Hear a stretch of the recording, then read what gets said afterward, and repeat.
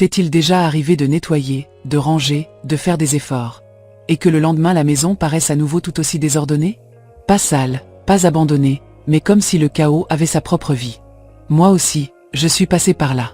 Et non, le problème n'est pas que tu ne nettoies pas assez ni que tu manques d'aide. Le problème, c'est que personne ne nous a appris à vivre d'une manière qui permet à la maison de rester propre presque toute seule. Aujourd'hui, je vais te montrer comment font les Japonais. Pas depuis la perfection, pas depuis des maisons de magazines, mais depuis des habitudes réelles, quotidiennes, applicables à une maison normale, avec une famille, avec des routines, avec de la fatigue. Et je te promets quelque chose de très clair dès le début. Si tu appliques ces habitudes, ta maison va cesser d'être une charge émotionnelle. Pendant des années, j'ai pensé que l'ordre était une question de temps, de force de volonté ou d'aide extérieure. Jusqu'à ce que je commence à observer quelque chose de très différent dans la culture japonaise. Ils ne nettoient pas plus que nous. Ils pensent différemment. Ils vivent différemment. Et cela change tout. Il ne s'agit pas de nettoyer toute la journée, mais de ne pas salir émotionnellement la maison dès le premier instant.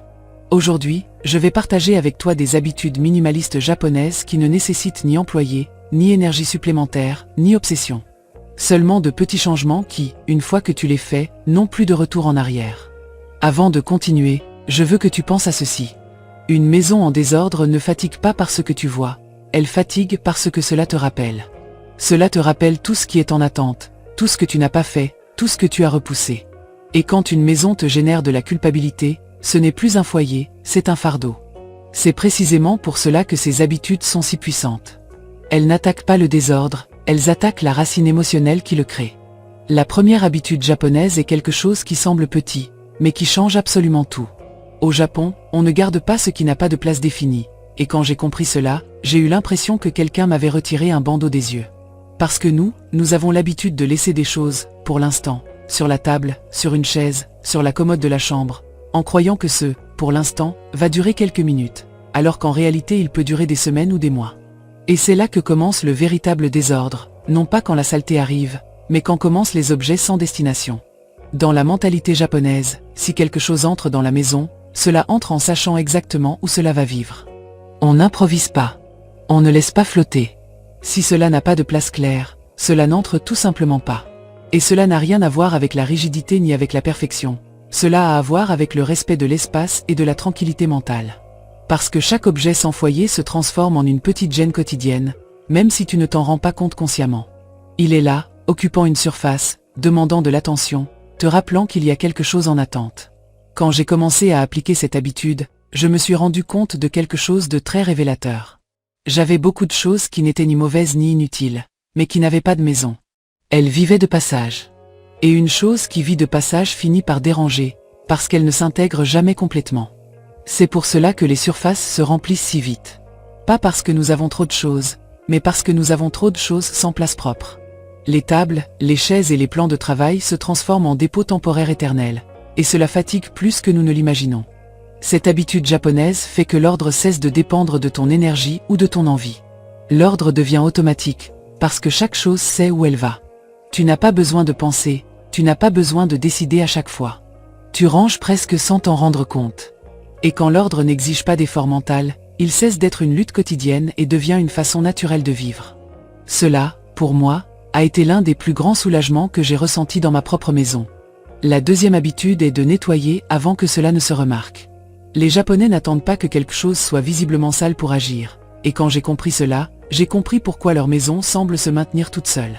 Ils passent un chiffon alors que cela semble encore propre, ils rangent alors que cela semble encore ordonné, et cela change complètement la relation avec le nettoyage. Il n'y a pas d'accumulation, il n'y a pas de saturation, il n'y a pas ce moment où tu regardes autour de toi et tu sens que tu ne sais pas par où commencer. Tout se maintient à un niveau gérable, humain et réel. Quand tu laisses la saleté ou le désordre avancer, le corps se tend et l'esprit se fatigue avant même de commencer. Nettoyer quand tout est hors de contrôle épuise physiquement et émotionnellement. Parce que tu ne nettoies pas seulement, tu luttes aussi contre la culpabilité, la colère et la fatigue accumulée. En revanche, maintenir quelque chose qui est déjà bien ne se ressent presque pas comme un travail. Ce sont de petits gestes, rapides, doux, qui ne pèsent pas. Et cela, avec les années, marque une différence énorme.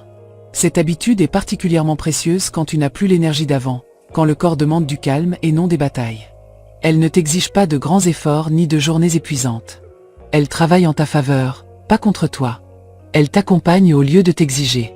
Et quand le nettoyage cesse d'être une charge lourde, la maison devient un lieu où se reposer, pas un endroit qui te réclame constamment. Il y a quelque chose de très important que je veux te dire ici, et écoute-moi bien.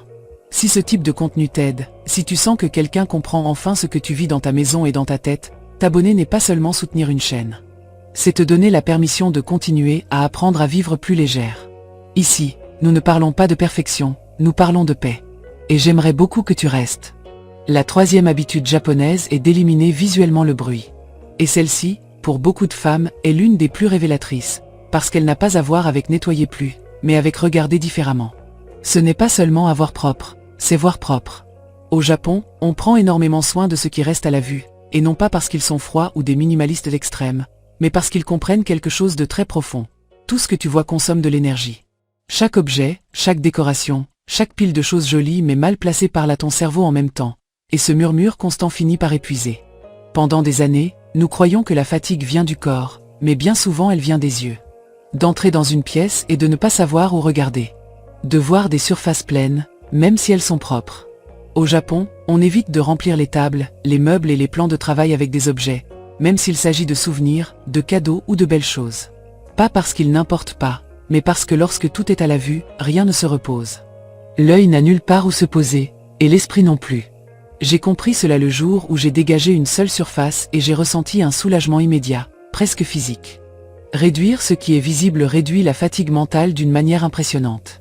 Tu n'as pas besoin d'une maison vide, tu as besoin d'une maison silencieuse au niveau visuel. Moins de choses à la vue génèrent moins de décisions, moins de tensions et moins de sensations de chaos. Quand tu entres dans un espace dégagé, le corps se détend sans que tu aies à faire quoi que ce soit. Je l'ai remarqué tout de suite. Je dormais mieux, je pensais plus clairement, je me sentais moins irritable sans savoir pourquoi. Tout était connecté. Et je veux clarifier quelque chose de très important, parce qu'ici apparaît beaucoup de peur. Éliminer le bruit visuel, ce n'est pas jeter des souvenirs ni effacer ton histoire. C'est leur donner une place où ils ne te crient pas dessus toute la journée. Les souvenirs n'ont pas besoin d'être exposés pour exister. Ils peuvent vivre rangés, protégés, respectés. Quand tu les retires du champ visuel constant, ils cessent d'être un poids et redeviennent de l'affection. Cette habitude ne t'enlève rien, elle te rend du calme. Et quand le calme entre dans la maison, cela se remarque partout. La quatrième habitude est de nettoyer comme faisant partie de la vie, et non comme une tâche, et ce changement de regard transforme tout. Dans la culture japonaise, nettoyer n'est pas quelque chose que l'on note sur une liste pour le faire un jour précis, ni quelque chose que l'on vit avec agacement ou rejet. C'est simplement une partie du quotidien, comme respirer, comme ouvrir une fenêtre, comme préparer un repas. On n'attend pas le moment parfait, ni d'avoir beaucoup de temps. On le fait en vivant. Ce sont de petits gestes presque invisibles, mais extrêmement puissants. Secouer quelque chose en passant, ranger avant de sortir d'une pièce, ramasser un objet qui n'appartient pas là et le ramener à sa place. Rien de grand, rien d'épuisant. Justement pour cela, cela fonctionne. Parce que cela ne pèse pas. Parce que cela ne fatigue pas. Parce que cela ne se remet pas à plus tard. Quand ces gestes deviennent naturels, le désordre n'a pas le temps de s'accumuler, et la maison se maintient en équilibre sans effort supplémentaire. Le plus important de cette habitude, c'est que le nettoyage cesse d'être ressenti comme une punition. Ce n'est plus cette sensation de « je dois le faire », chargée de culpabilité ou de fatigue. Cela devient une forme de soin. Soin de l'espace où tu vis, et en même temps, soin de toi. Parce que chaque petit geste met aussi de l'ordre à l'intérieur. Et quand le nettoyage se vit ainsi, la maison cesse d'exiger et commence à accompagner. Laisse-moi te raconter quelque chose de personnel. Il y a eu un moment où j'ouvrais un placard et je ressentais de la honte. Pas parce que quelqu'un allait le voir, mais parce que moi je savais ce qu'il y avait là. Des choses gardées par culpabilité, par peur, par au cas où. Les Japonais ont une habitude très claire, ils ne gardent pas par peur du futur. Ils gardent seulement ce qui sert au présent. Quand j'ai lâché cette peur, ma maison est devenue beaucoup plus légère, mais surtout, ma tête aussi. La cinquième habitude japonaise est de revoir constamment ce qui ne remplit plus de fonction. Et cette habitude est bien plus profonde qu'elle n'en a l'air. Au Japon, on n'attend pas un grand nettoyage annuel ni un jour spécial pour revoir les choses. La révision fait partie de la vie quotidienne, presque comme une conversation silencieuse avec le foyer. Si quelque chose ne s'utilise plus, si cela ne sert plus, si cela n'accompagne plus la vie actuelle, cela ne reste tout simplement pas. Il n'y a pas de drame, il n'y a pas de culpabilité, il n'y a pas d'excuse. Cette habitude évite les accumulations silencieuses, qui sont les plus dangereuses de toutes. Parce que ce ne sont pas les choses qui arrivent d'un coup qui saturent une maison, mais celles qui restent peu à peu, sans que tu t'en rendes compte. Des objets qui ne gênent pas suffisamment pour être sortis, mais qui n'apportent rien non plus. Avec le temps, ces choses occupent de l'espace physique et mental, et finissent par voler la tranquillité sans que nous sachions exactement pourquoi. Revoir de manière constante ne signifie pas vivre en jetant des choses, cela signifie vivre éveillé. Te demander si ce que tu gardes fait réellement partie de ton présent. Cette habitude est une conversation honnête avec toi-même, sans jugement ni reproche. Et quand tu te permets d'être sincère, l'ordre ne se force pas, il apparaît tout seul. Parce qu'une maison alignée avec ta vie actuelle s'organise presque sans effort. La 6e habitude est de respecter les espaces vides, et cette habitude entre souvent en collision avec la façon dont on nous a appris à vivre. Au Japon, le vide n'est pas vu comme un manque, il est vu comme du repos. Il n'est pas interprété comme quelque chose d'incomplet, mais comme un espace qui permet à la vie de circuler calmement. Un tiroir avec de l'espace n'est pas du gaspillage, c'est du confort. Une étagère à moitié vide n'est pas de l'abandon, c'est de l'élégance et de la sérénité. Mais pour arriver à comprendre cela, il faut d'abord désapprendre beaucoup de croyances anciennes. À beaucoup d'entre nous, on a appris que les espaces vides devaient être remplis. Qu'un meuble sans chose était sous-utilisé. Que s'il y avait de la place, il fallait l'utiliser. Et sans nous en rendre compte, nous avons commencé à occuper chaque recoin avec des objets, des souvenirs, des choses au cas où. Le problème, c'est que lorsque tout est plein, rien ne se repose. Ni les tiroirs, ni les armoires, ni l'esprit. Chaque fois que tu ouvres un espace saturé, le corps se tend sans que tu le remarques, parce qu'il n'y a pas de marge, pas d'air, pas de soulagement. Quand j'ai appris à laisser des espaces libres, quelque chose de très profond a changé dans ma maison. Les tiroirs sont devenus faciles à utiliser, les armoires ont cessé d'être une lutte quotidienne, et les surfaces ont commencé à transmettre du calme. La maison a commencé à respirer. Et quand la maison respire, toi aussi. Marcher dans un espace avec de l'air, avec du vide, avec de la pause, ralentit le rythme intérieur d'une manière très naturelle. Il n'est pas nécessaire de réfléchir, le corps le ressent. Respecter le vide n'est pas renoncer à quoi que ce soit d'important. C'est comprendre que tu n'as pas besoin de tout remplir pour te sentir complète. Le vide ne retire pas, il soutient. Il te permet de te déplacer librement, de trouver les choses sans effort et de vivre sans cette sensation constante de saturation.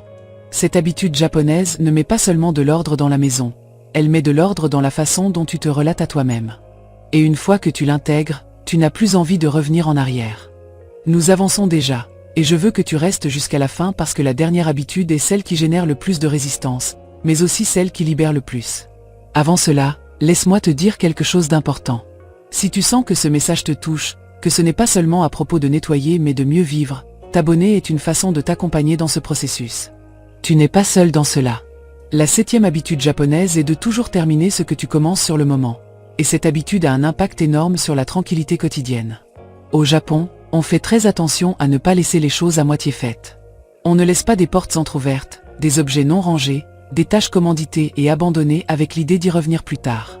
Parce que chaque chose inachevée devient un petit poids invisible qui s'accumule dans la tête, même si nous ne savons pas toujours l'identifier. Quand tu laisses quelque chose à moitié fait, cela ne disparaît pas. Cela reste en suspens. Chaque fois que tu le vois, cela te rappelle qu'il y a quelque chose en attente, et cela génère de la tension.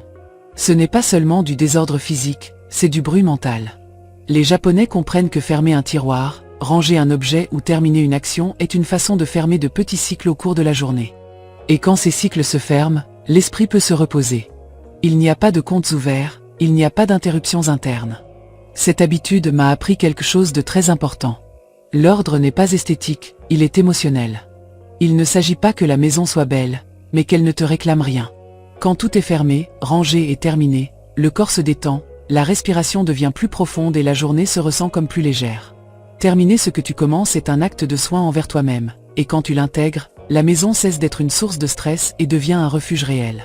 Et maintenant oui, la 8e habitude, la plus difficile et la plus puissante de toutes. Les Japonais ne s'attachent pas aux choses pour remplir des vides émotionnels, et cette façon de vivre touche des fibres très profondes, surtout à cette étape de la vie. Ils ne gardent pas des objets pour soutenir des souvenirs qui vivent déjà à l'intérieur. Ils comprennent que les souvenirs ne se brisent pas si un objet s'en va, que l'amour ne se perd pas parce qu'une chose disparaît, et que la mémoire ne vit pas dans les tiroirs, elle vit dans le cœur. Souvent, nous gardons des choses par peur. Peur d'oublier, peur de trahir une étape, peur de lâcher des personnes qui ne sont plus là. Et sans nous en rendre compte, nous commençons à utiliser la maison comme une archive émotionnelle. Chaque objet garde une histoire, une culpabilité, un devoir, une promesse silencieuse. Mais porter tout cela jour après jour pèse. Cela pèse plus que nous ne le croyons. Les Japonais comprennent que lâcher prise n'est pas perdre, c'est faire confiance. Faire confiance au fait que ce qui a été vécu fait déjà partie de toi, même si l'objet n'est plus là. Quand j'ai cessé d'utiliser ma maison comme une archive émotionnelle, quelque chose de très profond a changé. Le foyer est devenu léger, aimable, accueillant. Il a cessé de me rappeler constamment le passé et a commencé à m'accompagner dans le présent. Et moi aussi, je me suis sentie plus légère, plus libre, plus en paix. Cette habitude ne s'impose pas, elle se ressent. Et quand elle arrive, elle ne met pas seulement de l'ordre dans la maison, elle met de l'ordre dans l'âme. Je veux que tu gardes ceci. Tu n'as pas besoin d'employer. Tu n'as pas besoin de plus d'heures. Tu n'as pas besoin de plus de force. Pendant longtemps, on nous a fait croire qu'une maison en ordre était une question de sacrifice, de supporter, de le faire même quand tu es fatigué. Et ce n'est pas ainsi. Le véritable changement apparaît quand tu cesses de lutter contre ta propre vie et que tu commences à créer des habitudes qui travaillent avec toi, et non contre toi. Des habitudes qui respectent ton énergie, ton âge, ton rythme et ton moment actuel. De petits changements quotidiens créent des maisons propres, oui, mais ce n'est que la surface. Le plus important est ce qu'ils créent à l'intérieur. Ils créent des femmes plus tranquilles, qui ne vivent plus en courant après le désordre. Plus présentes, parce qu'elles ne pensent pas toute la journée à ce qu'il reste à faire. Plus libres, parce que leur maison cesse d'être un fardeau et redevient un refuge. Et quand cela se produit, ce n'est pas seulement le foyer qui change. C'est la façon dont tu te déplaces dans la vie. Si cette vidéo t'a aidé, si tu as senti que quelqu'un a enfin mis des mots sur ce que tu ressentais, abonne-toi. Reste. Ici, nous continuons à apprendre ensemble à vivre avec moins de poids et plus de paix. Parce qu'une maison ordonnée n'est pas un luxe. C'est un acte d'amour-propre.